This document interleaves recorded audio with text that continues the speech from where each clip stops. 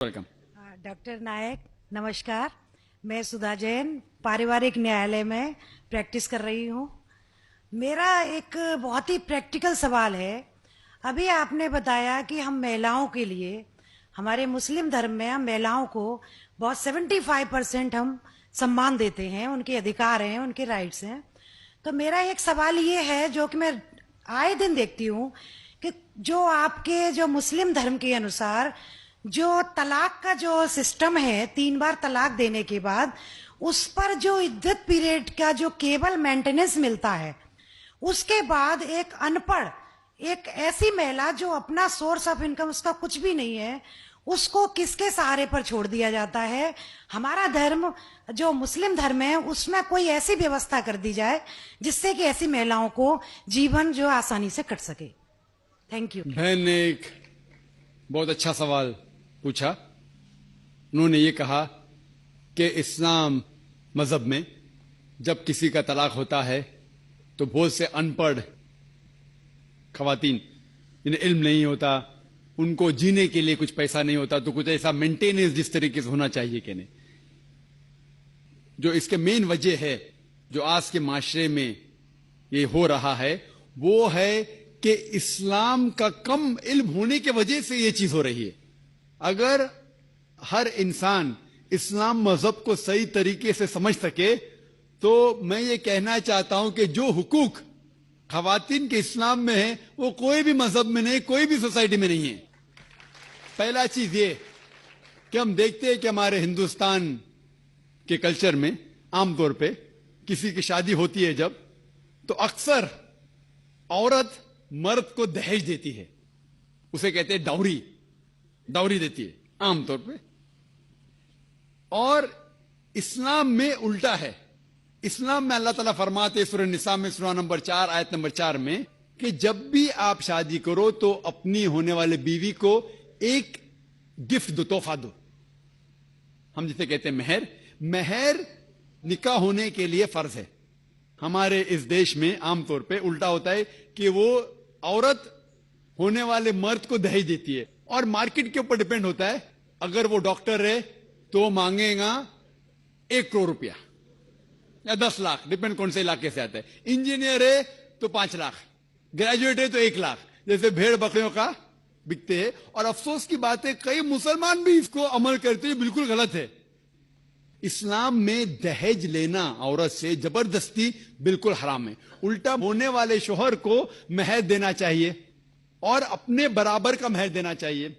लेकिन अफसोस की बात है कि दहेज लेना छोड़िए, अगर हिंट भी देना, दहेज को हिंट देना कि मेरा बेटा मर्सिडीज कार में घूमना चाहता है, हिंट दे रहे कि उसको दहेज में मर्सिडीज कार चाहिए। मेरे बेटे को 4 बेडरूम फ्लैट में रहने की आदत है, इंडिकेशन हिंट दे रहे कि मुझे दहेज में 4 बेडरूम का फ्लैट चाहिए। ये बिल्कुल इस्लाम में हराम है। जबरदस्ती मांगना, अगर खुशी से, अगर उस लड़की के वालिदैन कुछ देना चाहते तो आप ले सकते खुशी से, जबरदस्ती आप ले नहीं सकते। ना आप उसको हिंट दे सकते कि मुझे फ्लैट दो या पैसा दो। इस्लाम में उल्टा है। इस्लाम में औरत को मेहर मिलता है शादी में, और मेहर निकाह होने के लिए फर्ज है। और मेहर ये खुद औरत भी तय कर सकती है कि मैं तुमसे शादी करूंगी जब तक आप मुझे 1 लाख रुपया नहीं देंगे। वो अलग बात है कि अगर वो गरीब शौहर है, गरीब आदमी बोलेगा मैं 1 लाख नहीं है, आप कोई दूसरे मर्द को ढूंढो, मैं दूसरी लड़की को ढूंढूंगा, ये भी जायज है। तो वो लड़की दूसरे शौहर को ढूंढेंगी, ठीक है ना। लेकिन वो कह सकती मुझे 1 लाख चाहिए, 5 लाख चाहिए, 10 लाख चाहिए, कुछ भी कह सकती है। अगर शौहर के पास कुवत है वो देगा, नहीं कुवत है तो नहीं देगा। इसीलिए अरब मुमालिक में लड़की लोग इतना डिमांड करते हैं कि उनको अरब खवातीन से शादी करना मुश्किल पड़ जाता है, क्योंकि वो जानते हैं अपने हुकूक को।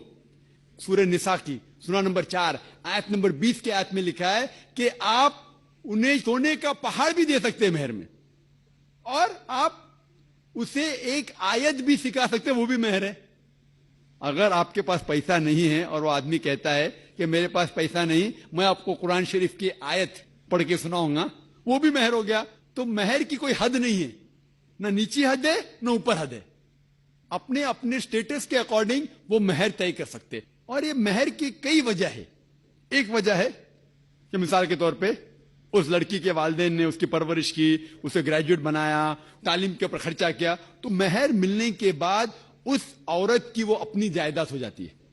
وہ چاہے اپنے والدین کو دے, چاہے خود رکھے, یا اس کو کوئی بزنس میں لگا دے, کوئی تجارت میں لگا دے, اس کا حق ہے. تو مہر اس کی خود کی جائیداد ہے, وہ کچھ بھی کر سکتی ہے. اور مہر کا کوئی فکسڈ اماؤنٹ نہیں ہے, چھوٹا بھی ہو سکتا ہے, بڑا بھی ہو سکتا ہے. اور اس کے علاوہ یہ مہر اگر خدا نہ کرے, اللہ نہ کرے, اگر طلاق ہوتا ہے, ڈیورس ہوتا ہے, تو یہ مہر اس کے کام آ سکتا ہے. لیکن لوگ کو غلط فہمی ہے کہ مہر صرف طلاق کے لیے, ایسا نہیں بات ہے. وہ مہر لے کے خود کو بزنس میں لگا سکتی ہے, اپنے والدین کو دے سکتی ہے. اور جہاں تک کہ اس کا خود کا سوال ہے, اسلام کے اندر جتنے فائنینشیل ایسپیکٹس ہے خرچہ اس کا, شادی کے پہلے ذمہ داری ہے اس کے والد کی اور اس کے بھائی کی, شادی کے بعد ذمہ داری اس کے شوہر کی اور اس کے بیٹے کی. آل فائنینشیل ایسپیکٹ, لاڈجنگ, بورڈنگ, کلوتھنگ, کھانا پینا, کپڑا, سب اس کو کمانے کی ضرورت نہیں. یہ حق ہے مرد کو دینے کا. تو financially she is more strong, she is very strong financially. جہاں تک کہ مالی حالات میں اسلام میں عورت کا درجہ بہت اونچا ہے. جہاں تک کہ بہن نے سوال پوچھا کہ طلاق ہونے کے ٹائم پہ اسے مینٹیننس کیوں نہیں ملتا, بہت اہم سوال ہے. پہلا ہم یہ جان لے کہ جب اللہ سبحانہ و تعالی خواتین کو اتنے حقوق دیے, حقوق دینے کے باوجود اللہ سبحانہ و تعالی عدل کرتے ہیں, جسٹ ہے. کیونکہ جب بھی طلاق ہوتا ہے گھاٹے میں جاتا ہے مرد اسلام میں زیادہ. کیونکہ جب طلاق ہوتا ہے اسے اگر وہ مہر نہیں دیا ہوگا دینا فرض ہو جاتا ہے, بھلے وہ مہر 50,000 ہو, 1 لاکھ ہو, 5 لاکھ ہو, 10 لاکھ ہو, وہ اسے طے کرنا چاہیے. جب مہر دیتا ہے تو عورت کا نقصان کچھ نہیں ہوتا. اور طلاق ہونے کے بعد آدمی بھی شادی کر سکتا ہے, عورت بھی شادی کر سکتی. جب طلاق ہو جاتا ہے اسے مہر تو مل جاتا ہے, جب نئی شادی کرتی ہے نیا مہر ملتا ہے. آپ سوچئے آدمی جب نیا شادی کرتا ہے اس کو نیا مہر دینے پڑتا ہے, تو آدمی نقصان میں ہے. اگر آپ یہ کہیں گے کہ طلاق ہونے کے بعد آدمی مینٹیننس بھی عورت کو دے, تو ہم کہیں گے یہ اللہ سبحانہ و تعالی حق کے نہیں ہے, نعوذ باللہ, ایسا کر ہی نہیں سکتے. نہیں تو مجھے لیکچر دینے پڑیں گا آدمی کے حقوق اسلام میں. میں اکثر تقریر کرتا ہوں عورتوں کے حقوق. لیکن جو لوگ اسلام کی بنیادی بات کو نہیں سمجھتے انہیں یہ غلط فہمی ہے کہ عورت کا نقصان ہو رہا ہے. عورت کا نقصان نہیں ہو رہا ہے. اور عورت کو کچھ بھی اگر چیز کی ضرورت ہے, جیسے میں نے کہا, آدمی کا حق بنتا ہے کہ اسے دے. شادی کے پہلے اس کے والد اور اس کے بھائی, شادی کے بعد اس کے شوہر اور اس کے بیٹے. اور اگر یہ نہیں بھی دے تو معاشرے کا فرض ہے کہ عورت کو سنبھالے.